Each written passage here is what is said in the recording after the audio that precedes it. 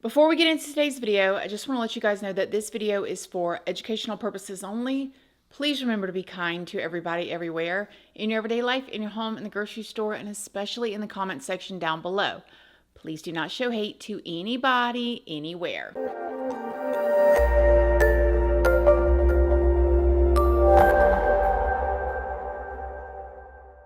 So good morning, good morning, good morning. How is everybody doing today? I hope you all are having an amazing day.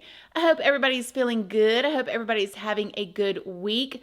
So in today's video, we're going to be talking about the two Kansas moms. Have y'all heard about this situation? Oh my gosh, it just sets off different bells for me all at one time. Before we get into it though, I did want to let you guys know, if you don't already know, hi, my name is Christina. I do have a second channel, which is Casually Christina. We just do things more casually over there. I also have a Patreon. My Patreon's for 18 and up, and over there we talk about more personal stuff. We go live over there. I also have a $2 tier for all of the true crime stuff that cannot go onto YouTube due to their terms and policies.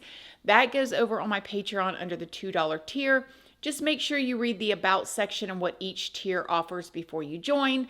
I also am on Facebook, Snapchat, Instagram, and I'm also now on Like to Know It. And on Like to Know It is where I post links to a lot of my favorite things or things that I use, things that you guys ask me about, clothing, nail polish, household items, things that I cook with, makeup, furniture, that type of stuff.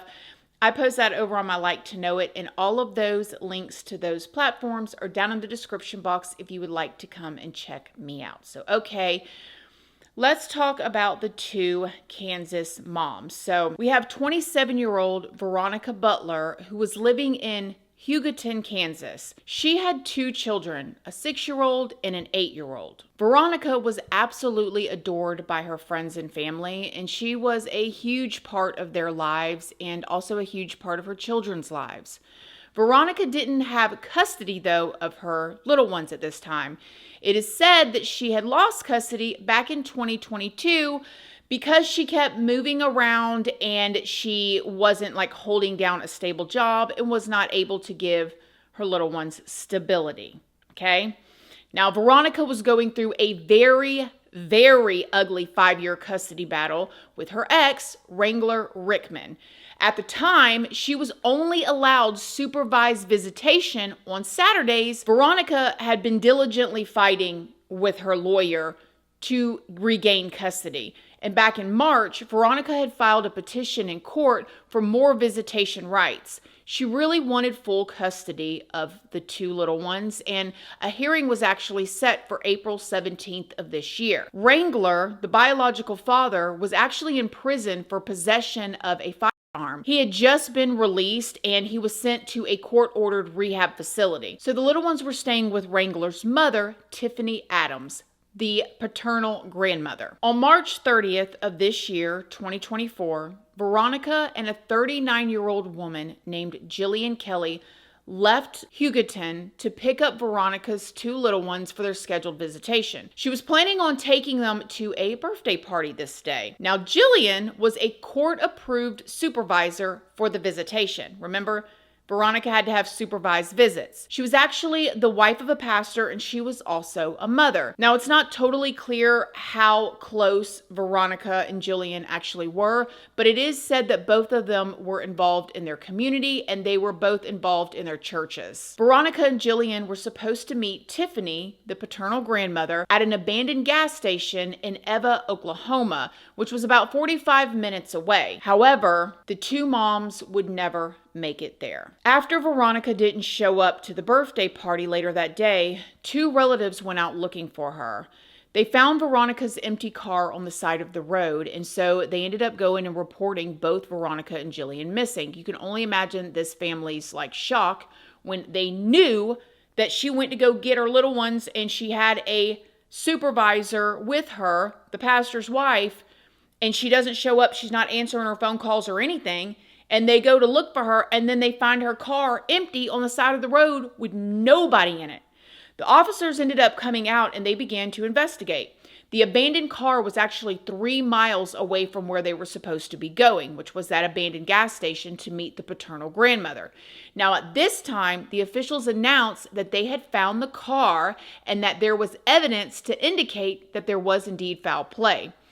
That's all that came out first. They found the car and there was evidence that there was foul play. It would later come out, though, that pools of red bodily fluid was found all on the road near the car, and that Veronica's glasses were found on the road by the car near a broken hammer. Now, because of all of this, the investigators obviously suspected that very serious injuries had occurred. They just didn't know exactly how or why yet. The Oklahoma State Police ended up taking over the case, and they have kept a lot of the things very close to the chest. The investigators even asked the families to avoid doing interviews so they could investigate without a bunch of interference. So most of the information that we all have at this point is from the arrest affidavits and search warrants. Now, after this happened, it was all over the media. A lot of y'all were asking me to cover this case, but there was not a lot out about it. It was just these 2 moms that disappeared, and there wasn't even really a lot of information. It wasn't until April 13th that there was a huge break in the case. On April 13th of this year, 2024, news broke that 4 people were arrested in connection with Veronica and Jilian's disappearance. A 54-year-old woman named Tifany Adams, who was the grandmother, the paternal grandmother, 43-year-old Tad Cullum, 50-year-old Cora Twombly, and 50-year-old Cole Twombly. All 4 of them lived in the Oklahoma Panhandle, which apparently has a reputation of lawlessness and criminal activity dating all the way back to the 1800s. It is a very rural area out there and is sometimes referred to as no man's land. All 4 of these people that were arrested were charged with first-degree murder and 2 counts of kidnapping and 1 count of first-degree conspiracy to commit murder. After they were arrested and booked in the county jail, they were all denied bond and considered prime suspects in Veronica and Jilian's, now at this time, murders. They all pled not guilty, and at this point, again, the media is exploding because all we know at this point is the 2 women left. Now, all 4 of these people have been arrested and have these big charges, and that's all that's really known. So at this point, we knew that Veronica and Jilian had passed away, but we did not know much else other than that. Veronica and Jilian's families went to the suspects' arraignment hearings and were apparently heard shouting at the suspects. We show up and I immediately notice that there's sheriff's deputies everywhere, snipers up on the roof of the courthouse for security. There is a police drone in the air, actually, that they're flying over this small parking lot. They've got deputies out in the parking lot with those metal detector wands. And before you could go into the courthouse, right in the parking lot in the middle, you had to spread your arms. They checked you, obviously no electronics, no cell phones. I was wearing a hoodie. I couldn't even wear my hoodie. They said you have to take your hoodie off and take it back to the car. I've never had that happen before. So finally get inside, we go up to the 3rd floor, small little quaint courthouse, very, very small courtroom, and that's when sort of the emotions just exploded, Ashley. This is interesting. I've never been allowed to sit in the front row before. I later realized it was actually a very good move by the court administration. So we sit down, they brought the suspects in 1 by 1, so they didn't bring them all in at the same time, and they marched them right through the middle of this little courthouse, by the way. You saw they come out the front door, the video you're looking at, so there's no back hallway or anything like that. So that was interesting. And they bring them in 1 by 1, and there's about 24 family members of the victims in the back 2 rows, and it is just another level of emotion, sobbing, crying, and then when each person came in, they weren't yelling, but they were talking loudly enough for everyone to hear and directing things at the suspects during the court hearing. I've never seen it before, and I wrote down some of the things they said. When Cole Twombly came in, Veronica's dad said, "Bastard, bastard." When Tad Cullum came in, they said, "You are a sorry ass piece of, you know what, I'm not going to say what they said, a bad word. And when Grandma Tifany came in, they said, effing B-word who killed my daughter. And this is while the others are sobbing. And then at one point, not at one point, pretty much throughout the entire thing, it took about an hour for them to get through each one of the suspects. They had to hold Veronica's dad back. And it was his family members were literally holding on to each arm because he wanted to rush the suspects. And I guess it was just, I've never seen it before, because normally when people get emotional in a courtroom, they will stop, the bailiff will say, everybody, we understand this is emotional, but, please.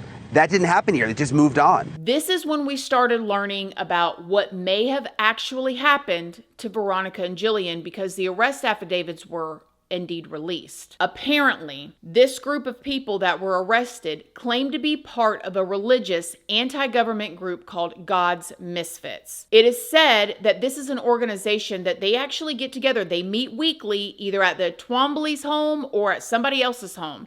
However, the actual leader of this group, who is named Squirrel, lives in South Carolina and says that the suspects don't share the same God as he does, and that he has no relationship with them and basically is not claiming them at all. And some people kind of compare to what this idea of what these four people are claiming to kind of like sovereign citizens. Then it came out, according to court documents, that Tifany, the paternal grandmother, on the day that Veronica went missing, she actually asked the visitation supervisor that usually goes with Veronica to pick up the kids. She asked her to take a couple weeks off and have Veronica find someone else to come with her, which is a very odd request, but okay. This is why Veronica ended up having Jilian, that pastor's wife, go with her. So this woman, Jilian, this wasn't even her normal thing. She just did this as a favor. And any of y'all can imagine, right? If you've got a friend that maybe is doing everything right, or somebody you know, somebody at your church, somebody at your job, whatever, okay, that you see in the community doing community service work or, whatever, and they're struggling to maybe get custody back, and they just say, hey, can you ride with me as a supervised visitation? And you have the time. Most people are going to say, yes, that's all Jilian's involvement was in this. After that came out that the paternal grandmother asked the typical supervisor to take a couple weeks off, this is when it came out that just 10 days before Veronica ended up going missing, that she had filed a petition with the court to get more visitation time. Because remember, at this point, she was only getting to see them once a week. Apparently, this custody battle had been going on since 2019. And like I was also saying before, it is alleged that Veronica lost custody of her little ones because she wasn't basically stable and she couldn't keep a place to live or keep a job. However, Wrangler, who is the biological father, was also alleged to be an addict, and he had just gotten out of prison and was in this rehab program. Now, both claimed that the two little ones, the 8-year-old and the 6-year-old, were abused in each other's custody. So the mom, Veronica's pointing the finger at the dad Wrangler, is pointing the finger at the mom. Now, this is why Tifany, the grandmother, ended up stepping in and getting basically custody of the two little ones. According to everything that I could find, she did not want either her son or Veronica to have the little ones. Not even her son. She didn't even want her son to have custody of them. Even though the father, the biological father, technically had full custody.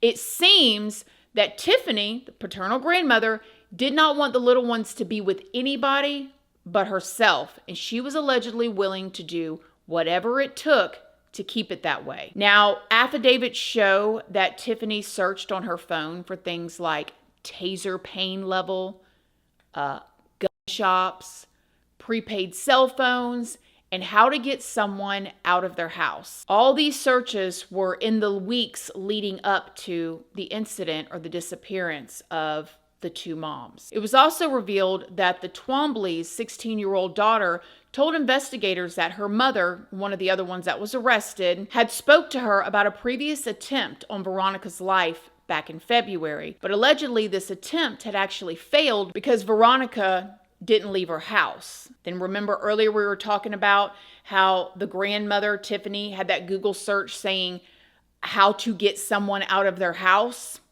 Okay. The Twombly's 16-year-old daughter also told the investigators that the 4 that were arrested told her that they were going on a mission that day that the 2 went missing. She said that when she got home, they asked her to clean out their truck, and they said that things didn't quite go as planned, but that they wouldn't have to worry about Veronica anymore, and that Jilian had also died because she supported Veronica. Now, when this daughter allegedly asked her mother if the bodies were put in a well, she allegedly replied to her daughter, something like that. Now, according to the court documents, Tifany, again the paternal grandmother, admitted responsibility for the incident. The report says that Tifany did provide a recorded statement to law enforcement indicating her responsibility for the death of the deceased. These documents also state that Tifany and Tad Cullum, which was one of the other ones that was arrested, who is actually Tifany's boyfriend, have a history of violent behavior, like threatening people and intimidating people. They say that the 2 abide by their own philosophy and they have no regard for human life. When Tad, again, the grandmother's boyfriend, was arrested, he allegedly had a rifle on him, he had ammo on him, he had body armor on him, and he also had a go bag in his residence. One of the previous plots against Veronica was by these 2, Tifany and her boyfriend Tad. And this plan was allegedly for them to drop this like huge steel thing through Veronica's windshield. Apparently, the 2 of them did not think that this would be suspicious because these, and I think they're pronounced like anvils, they routinely fall out of different work trucks. So they thought that if this fell into her car and ended her life, that they could get away with this. But also in these court records were apparently statements made by these suspects that they knew the path the judge walked to work in this custody case. So they were even targeting the judge in the custody case. This, along with everything else, is why all 4 suspects were denied bail. Then on April 24th, a 5th person was arrested. This was 31-year-old Paul Grice. He was charged with the same exact charges as the other 4.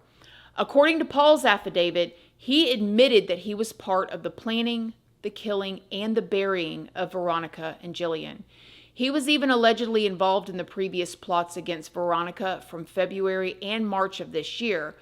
Paul was initially taken into custody with the others when they were arrested, and he was questioned, but he was released at that time. But now it has recently come out that he allegedly asked a witness who ended up coming forward how long DNA would last on clothes in the dirt in a 15-foot deep hole. Documents also say that he asked the same witness how to get a guy and his family to Mexico. Something else that's kind of interesting about this guy, Paul, is he apparently filed some kind of like land record that stated that his children were his creation and weren't subject to government control. Court documents also say that Cole and Cora Twombly allegedly had cell phones in a truck that they were driving when they were arrested. Now, these cell phones may have information that links them to the site where Veronica and Jilian were taken and where they were later buried. According to a search warrant that was recently filed, Veronica and Jilian's bodies were found on April 14th after a 2-day excavation of a burial site in a cow pasture. They were found 10 feet deep in a deep freezer. Their bodies were taken by a medical examiner, and an official cause of death has not been released yet. In the search warrant, it is said that shortly after the incident, and less than 10 miles from where it ended up happening, 2 burner phones had been used on a property where a hole had been dug, filled back in, and then covered with hay. Tad, the grandmother's boyfriend, is allegedly the one that dug that 10-foot hole on this land and ended up using the landowner's skid steer. It seems that Tad was doing some sort of like work for this owner, so he was able to say, hey, can I use your skid steer? And then used it to dig this deep hole. Brian Eaton from NewsNation actually ended up going to this location at night to get a look, and here's a video. It's dark out here, so bear with me, but this is the area where the missing women were found. This is the spot. You remember in the police report they mentioned a dam. This right here, this buildup of dirt, this is the dam. There's a pond on the other side. And if you walk with me this way, just about 50 feet or so, maybe a little more from the dam, you can see where the earth is disturbed. where the tractors were out here. This is where investigators came. They dug right in this area, went down about 10 feet, I'm told, and this is where they discovered the missing mom's bodies. If you look in the distance there, you can see there is a pile of hay back there. I am told by sources that hay was moved over the area where the digging happened, that Tad, the suspect Tad, moved that hay over here to cover up the area where he was digging, hoping that the cows, this is there's a cow farm here, that the cows would come over, this is a ranch, and start feeding on the hay and make the area look less suspicious. But still, investigators were led to this spot. And again, this is the area right here where they started digging and they found the bodies. And a newly released video shows Tifany just 4 days after the incident with her grandchildren at a self-checkout, seemingly acting completely normal.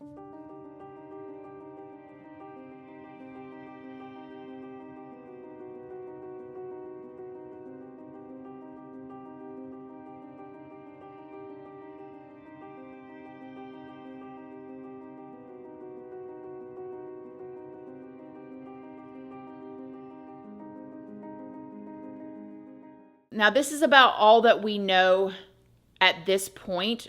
There's obviously still more to come, but something super sad is Veronica's attorney actually spoke out and said that Veronica was probably about to be finally granted full custody of her children in the upcoming hearing. And so she was doing everything she was supposed to, and she was on that path. And it seems like if these four are guilty, and they have not been proven guilty yet, that the grandmother may have orchestrated all of this just because of that.